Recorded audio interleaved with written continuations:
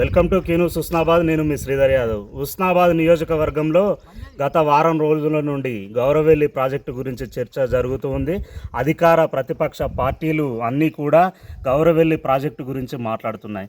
అసలు ఈ గౌరవెల్లి ప్రాజెక్ట్ ఏంటి, దాని యొక్క కథా కమ్యూనిస్ ఏంటి అనేది ప్రస్తుతం మనం హుస్నాబాద్ వరప్రదాయిని గౌరవెల్లి ప్రాజెక్టు వద్ద ఉన్నాము. ఇదంతా మనం చూడవచ్చు ప్రాజెక్టు యొక్క వ్యూస్.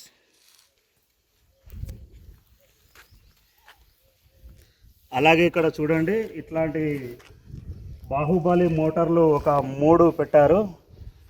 కాళేశ్వరం నుండి తోటపల్లి రిజర్వాయర్ మిడ్మానేర్ నుంచి ఇక్కడికి 3 బాహుబలి మోటార్లు పెట్టి ఈ విధంగా ఇక్కడ మనం చూస్తున్న పైప్ ఏదైతే ఉందో ఈ పైప్ అట్లాంటి ఒక 3 పైపులు, ఆ పైపుల ద్వారా అక్కడ నుండి నీళ్లు ఈ యొక్క గౌరవెల్లి ప్రాజెక్టులో కూడా పోయించడం జరిగింది.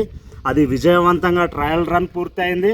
అలాగే ప్రాజెక్టులకు నీరు చేరడం కూడా దాదాపు అయిపోతుంది అని అనుకున్న క్రమంలో ఇక్కడ బీఆర్ఎస్ ప్రభుత్వం పోయి కాంగ్రెస్ ప్రభుత్వం వచ్చింది. అప్పటి నుండి కూడా ఇప్పటి వరకు పని అయితే ఏం జరగలేదు. అంటే మంత్రి పొన్నం ప్రభాకర్ గారు సమీక్షా సమావేశాలు నిర్వహించారు, మంత్రి ఉత్తమ్ కుమార్ రెడ్డితో మాట్లాడారు.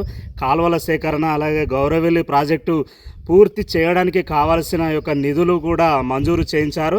కాలువల సేకరణ కూడా జరుగుతుంది.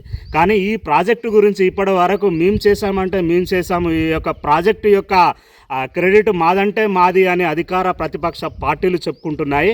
ఈ యొక్క గౌరవెల్లి ప్రాజెక్టు 2007లో అప్పటి ముఖ్యమంత్రి వైఎస్ రాజశేఖర్ రెడ్డి ఒక టీఎంసీ నీళ్లు ఇందులో నిల్వ ఉండేటట్టుగా, అంటే ఈ యొక్క హుస్నాబాద్ మెట్ట ప్రాంతమైన హుస్నాబాద్కు కొంచెం ఊరట కలిగిస్తుంది అని చెప్పి అప్పుడు ఏదైతే వర్షాలు బాగా పడి వరద కాలువల ద్వారా వచ్చిన నీళ్లతో ఈ యొక్క గౌరవెల్లి ప్రాజెక్టు 1 టీఎంసీ నిండేటట్టుగా దీన్ని రూపకల్పన చేయడం జరిగింది.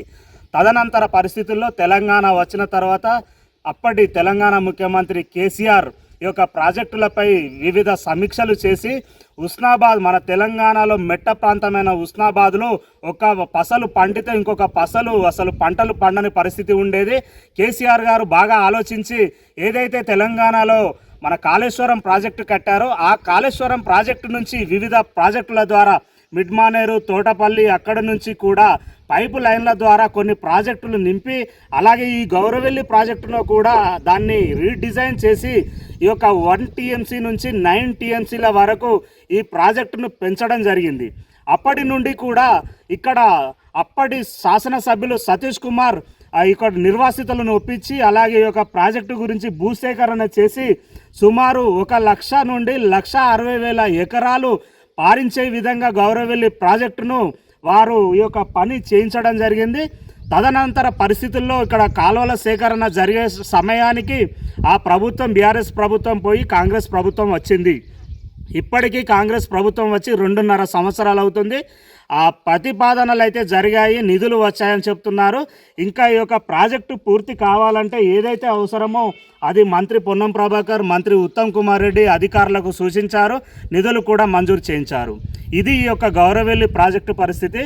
మొన్న కురిసిన భారీ వర్షాలకు కూడా కట్ట బావుల్లోతో ఆడ గన్లు పడడం జరిగింది. అలాగే ఈ యొక్క కట్టపై కూడా చెట్లు అవి ఇవి మొలిసాయి. ఇక్కడ మిగిలిన వివరాలు నాయకులను అడిగి తెలుసుకుందాం. బీఆర్ఎస్ నాయకుడు శ్రీనివాస్ గౌడ్ మనతో ఉన్నారు, వారిని అడిగి తెలుసుకుందాం.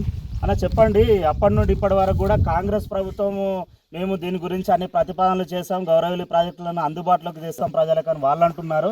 మీరు అప్పటి బీఆర్ఎస్ హయాంలోనే ఈ యొక్క ప్రాజెక్టు దాదాపు పూర్తయిందని మీరు అంటున్నారు. అసలు పరిస్థితి ఏంటి? అసలు వాస్తవంగా గౌరవెల్లి ప్రాజెక్టు అప్పుడు కాంగ్రెస్ ప్రభుత్వం రాజశేఖర రెడ్డి ముఖ్యమంత్రి ఉన్నప్పుడు ఇది 1 టీఎంసీకి వాళ్ళు శంకుస్థాపన చేయడం జరిగింది.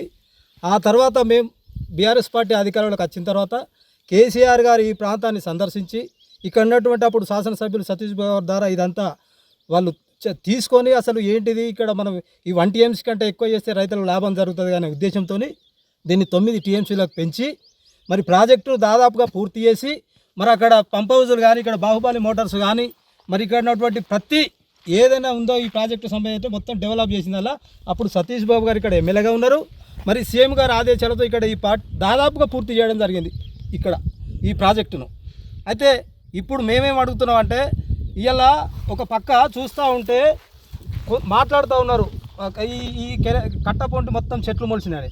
నేను అడుగుతున్నా, ఒకసారి ఈ చెట్టును చూడండి, మీరు అధికారంలోకి 2 సంవత్సరాలు అవుతుంది కదా వచ్చి, మరి 2 సంవత్సరాలు అధికారంలోకి వచ్చినట్టు ఈ చెట్టు ఎప్పుడు మొలిచింది, ఎప్పుడు ఉన్నది, మరి మేము ఉన్నప్పుడు ఎట్లుండే, మరి ఇప్పుడేం జరుగుతుందో మీరు దయచేసి అర్థం చేసుకోండి.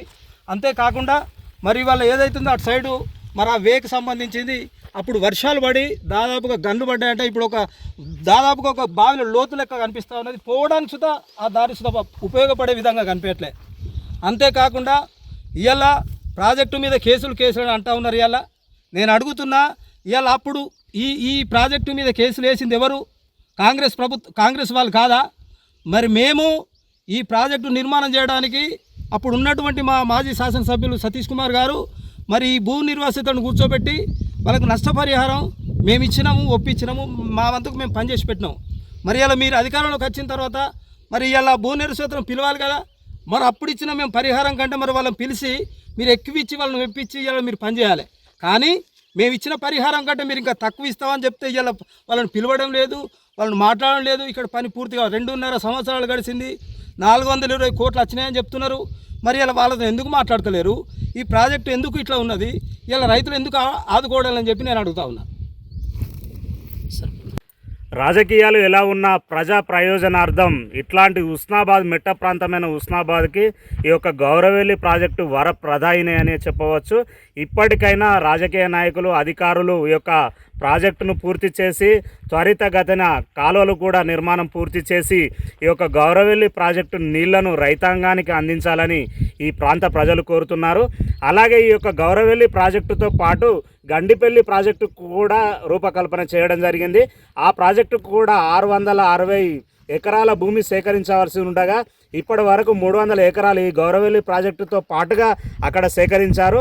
మిగిలిన భూమి కూడా సేకరించి, ఎందుకంటే ఆ యొక్క ప్రాజెక్టు ఈ మధ్యనే కమ్యూనిస్టు నేత మాజీ శాసనసభ్యులు చాడ వెంకరెడ్డి కూడా రేవంత్ రెడ్డి మన ముఖ్యమంత్రికి విజ్ఞప్తి చేయడం జరిగింది.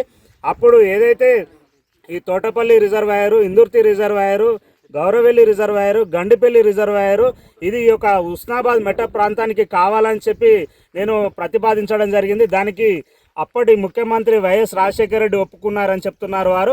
ఆ యొక్క గండిపల్లి ప్రాజెక్టు కూడా పూర్తి చేయడం వల్ల ఈ ప్రాజెక్టు పైన అది ఉంటుంది కాబట్టి అది శ్రీరామ్ సాగర్ వరద కాలువ అక్కడి నుండి వచ్చి ఆ యొక్క గండిపల్లి అలాగే ఈ గౌరవెల్లితో పాటుగా ఉస్నాబాద్ నియోజకవర్గంలో ఏదైతే పెద్ద చెరువులు ఉన్నాయో ఆ చెరువులన్నీ కూడా సస్యశ్యామలంగా నిండి ఉంటాయి. రైతులు కూడా పాడి పంటలతో ఆరోగ్యంగా అలాగే ఆనందంగా ఉంటారని చెప్పి ఈ ప్రాంత ప్రజలు కోరుకోవడం జరుగుతుంది. కాబట్టి ఈ యొక్క గౌరవెల్లి ప్రాజెక్టు గురించి త్వరితగతిన ప్రభుత్వం చర్యలు తీసుకొని ప్రజలకు, రైతులకు అందుబాటులో తేవాలని కోరుకుంటూ కెమెరామెన్ రవికుమార్తో Sridhar Yadav, Q news.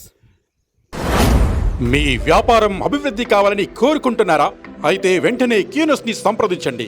Schools, colleges, banks, shops, office promotions, land promotions, political promotions, restaurant promotions, hospital promotions, పుట్టినరోజు వేడుకలు, శుభకార్యాలు, వ్యాపారాలు ఏవైనా, సందర్భం ఏదైనా ఇప్పుడే క్యూ న్యూస్ ద్వారా తెలియజేయండి. మీ వ్యాపారాన్ని అభివృద్ధి చేసుకోండి.